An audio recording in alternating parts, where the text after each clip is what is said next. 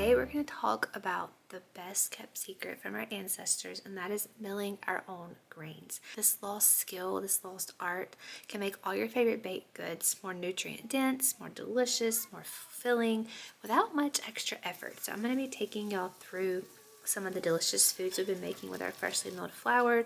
All the recipes will be linked down below in the description, and I'll be showing y'all some of my milling station, how I stock our whole grains. So pretty mind-blowing once you do a little bit of this research on this topic of freshly milled grains, milling them at home, and the health benefits you're going to discover, and how deprived our bodies have been from these vital nutrients that whole grains can offer us when this was removed from our diet in the early 1900s with the invention of the modern mills, when they started processing our grains and stripping away a lot of it so that it became shelf stable, and we now eat flour that is 6, 8, 9, 12 months old off the grocery store shelves instead of freshly milled in our own homes as it was created for us to be consumed. So if you're new to freshly milled flour, let me introduce you to actually the only two grains you're going to need to get started. We will talk more about other grains in future videos, but in this video I'm just going to be working with hard white wheat and soft white wheat, and those are the only two I have right now. I've done some experimenting with some corn for cornmeal, popcorn for cornmeal, but that's the only two I've been working with, and the only two you really need to get started with. So you can make things like pancakes, coffee cakes, muffins, cakes, cookies, dinner rolls, breads, buns, pretty much any bread product. You can make all of these so much healthier by the simple swap of freshly milled flour instead of store-bought all-purpose flour, or even store-bought whole grain flour. If you don't know much about store-bought whole grain, it's stripped of the bran and the germ because that has the oils, and then it's processed and a little bit of that is added back, but the oils are not. So that's why when you cook with whole grain flour from grocery stores, that your products are a lot denser, chewier, just kind of dry, because the oils have been stripped, because they have to make that product shelf stable if they're going to sell it in bags of flour at the grocery store. So using these freshly whole grains at home makes these products so much healthier. You could almost go as far to say as these become health foods. When these kind of foods aren't typically considered health foods, we're actually told to shy away from these bread products, baked goods, and limit our consumption of them. But that is because of the way our body tries to process the altered wheat, the altered flour that we buy from the store. Whereas if we would all learn to freshly mill our own flour, then our bodies would react much better to those grains. So I want to take a minute now and tell y'all about my newest product I just put together, whole grains at home, and it's going to be a guide just walking you through step by step getting started with milling your own freshly milled flour at home. It's a 20-page guide. I actually had one of my sweet followers request that I put something like this together since I was just getting started with whole grains, just kind of a comprehensive how-to guide for those who are intimidated by this process, but they want just a list of what to buy, some information on how to get started, just something in a very concise, easy to read, easy to locate, just all in one concise place to get them started. I've also been sharing a lot of this with my mom, and she said it would be great if you could just send me a list of everything I need to buy, all of the information, all the links, and then I would be just a lot less intimidated to get started. So if that is you and you are interested in getting started with freshly milling flour, you can check out the guide down below. It's going to cover choosing your meal, buying your meal, setting it up, getting started with which grains you need, what grains are best for what, a few of my favorite recipes, and then we're going to talk some about the health benefits. I think it's vital to talk about the health benefits of grains, and that if you are going to start freshly milling your own flour, that you really understand the health benefits of it, not just that it might be a trend or you see someone else doing it. You truly know the health benefits of why you're doing something. You're much more likely to stick with it. You're much more likely to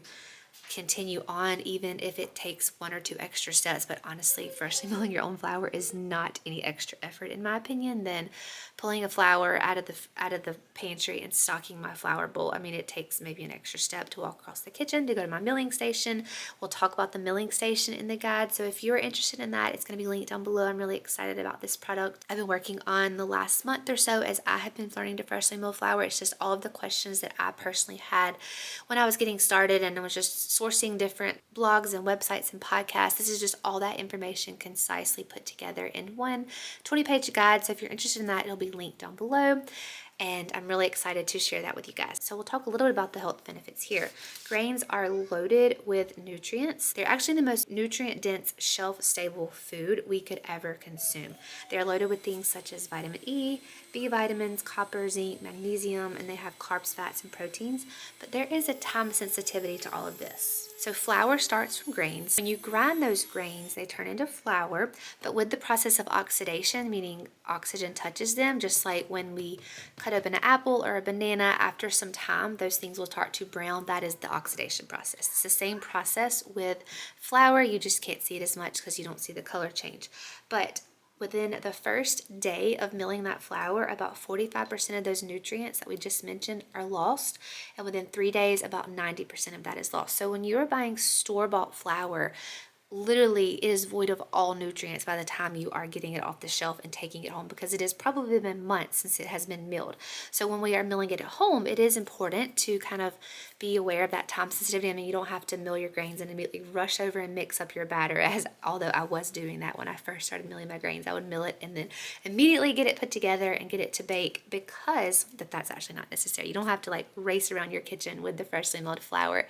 It just is important to get it baked within the first day. When you heat grains, you kind of alter the structure of the enzymes in the flour, and that actually halts the degradation of those nutrients. So it basically stops the nutrient deprivation in its tracks. So this is similar to freezing or preserving foods. When you pick garden tomatoes or garden squash, then you bring it in and maybe blanch it and then freeze it, you're basically stopping the degradation process and putting it in the freezer. And then when you pull it out of the freezer, pretty much all of those nutrients are still there. It's the same kind of process with flour, except instead of freezing it, you're baking it. So now let's talk a little about sourdough fermentation, because in this video you see me making some bread, and I am fermenting the sourdough bread, and that recipe is actually in the guide if you're interested in how I make our sourdough sandwich bread with whole grain flour. There's some misconception I've heard around that you can't use a sourdough starter with whole grains, but that is not true. You most definitely can. There's lots of people that have been doing it for years and that I have learned from and that I've been incorporating in our kitchen. So you would think that I just mentioned that within the first day, 45% of the nutrients are lost when you freshly mill your flour. So if you are fermenting something for 24 hours, 48 hours, depending on the fermentation time, I usually ferment it for about 24 hours, by the way. But when you ferment something, what's happening to those nutrients? But there is some research, I actually found this from Sue Becker. She talks a lot about it on her podcast. When you ferment something, when it reacts with that yeast, the wild sourdough, which is wild yeast, it actually halts the breakdown process, kind of the same as baking it would. So I haven't found an issue in using sourdough starter with my freshly milled flour. Also do feed my sourdough starter with the freshly milled flour. I've had that question before. I just, whatever flour I freshly mill, I feed my sourdough starter with that. Also wanted to mention here, I actually have quit using active sourdough starter, because I've learned that when you ferment something, you're actually feeding that sourdough starter as it is fermenting. So I will feed my sourdough starter with my freshly milled flour, let it rise, let it eat, as you would say, on the counter for several hours until it gets nice and bubbly. Then I'll just pop it in the fridge if I don't need to use it right then. And then when I go to make bread or whatever I need to make with it the next day or the next couple of days, I know it has been fed. So instead of getting it nice and bubbly and active again before I mix up my dough for whatever I'm baking, I will just feed it with the flour I'm using to make that bread product. So you see this bread is nice and fluffy and risen and just as delicious as when I used to use active starter. So that's a little tip, and I'll talk more about that in a future video if you want some more information on how I make bread products with sourdough discard. Not technically discard, it is fed sourdough, but it's not active and bubbly sitting out on my counter. I'm just pulling it out of my fridge after it has been fed prior, typically the day before. So let's talk quickly about the cost of freshly milling your flour. Now you definitely have the upfront cost of buying your grain mill. I do have one of the most budget friendly ones, the Nutri-Mill Classic. There is that upfront cost, but once you actually make that investment, buying grains like this is so much cheaper than buying a higher quality product from the grocery store. So, but you can't even really compare it that way, because what you're buying from the grocery store is not even the same food as what you are getting when you freshly mill your own flour. So it's literally a different food like on a nutritional level on what's included in freshly milled flour versus whole grains from the grocery store. So I may do a future video on the actual cost breakdown of that, of the higher quality all-purpose organic flour I was buying from my local grocery store compared to the grains I'm buying now, and kind of break that down for you more. But I just wanted you to know that you have the upfront cost, but after that it's significantly cheaper. And then as far as time, how much more time is it going to take? So it's actually not much more time at all. It takes me the time to walk across my kitchen a few feet, several feet, to my grain station, my milling station, pouring my grains in and milling it. And I can mill about 8 cups of flour, which is what I used for that bread you saw me making earlier in this video, in about 5 minutes. Now that might seem like a lot of time, but I just go start my grains to mill while I'm mixing up the liquid products for the bread. And then when I get done, the grains are ready. I put the flour in the bread dough and we're ready to continue rolling on. So if you're actually already baking your own bread and your own muffins and pancakes and cookies, you already are in the kitchen. I mean, obviously it takes time to get in the kitchen and cook those things from scratch, but if you're already doing all of those things and you're in the kitchen a lot, adding the addition of freshly milling your own flour does not add any more time. I have noticed it's actually pretty much the same. So as far as sourcing the grains, I have been sourcing them from Azure Standard. That's what you saw me putting in the buckets in this video. I did buy my first batch from Amazon. I bought 25 pounds instead of 50-pound bags, as you saw me using in this video, and it was double the cost. So I would recommend buying it from a bulk co-op store. You can also look at a local mill if you have one. We don't have one around us that has higher quality grains, so I do source from Azure, but I don't recommend buying it from Amazon unless you're in a pinch. And I was in a pinch when I first bought my grains, and that's what I went to. So I only have bought hard red wheat and soft white wheat. Been loving it for all of our cooking needs. I am going to be experimenting with ancient grains in the future. They are a little more pricier, so if you are wanting to keep this budget friendly, I would just start out with hard white and soft white, or hard red or hard white. I've been using hard red. I've been storing them in 5-gallon food grade buckets with gamma lids, as you saw me filling up. So I have basically converted our entire kitchen from all-purpose flour. I was using some all-purpose einkorn flour that I was buying before I got my meal, to all freshly milled flour, and my family has not noticed it a bit. I've heard some people say that they will transition their family to freshly milled flour by doing half and half in recipes. So they will take a recipe and use half all-purpose flour and half freshly milled flour, so our family doesn't notice the difference. But I just went all in, and our family has not noticed it a bit. Our bread is just as delicious as it was before.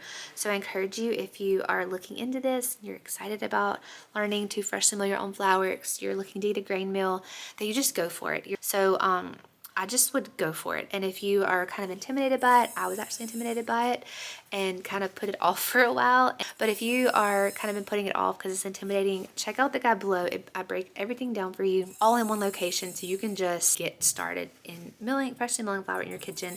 Your health is truly going to change. And I'll talk more about health benefits in another video. I have lots more I want to say on this topic, but this was just kind of an introduction here. I wanted to introduce the Whole Grains at Home guide. Wishing you the best on your journey in freshly milling your own flour.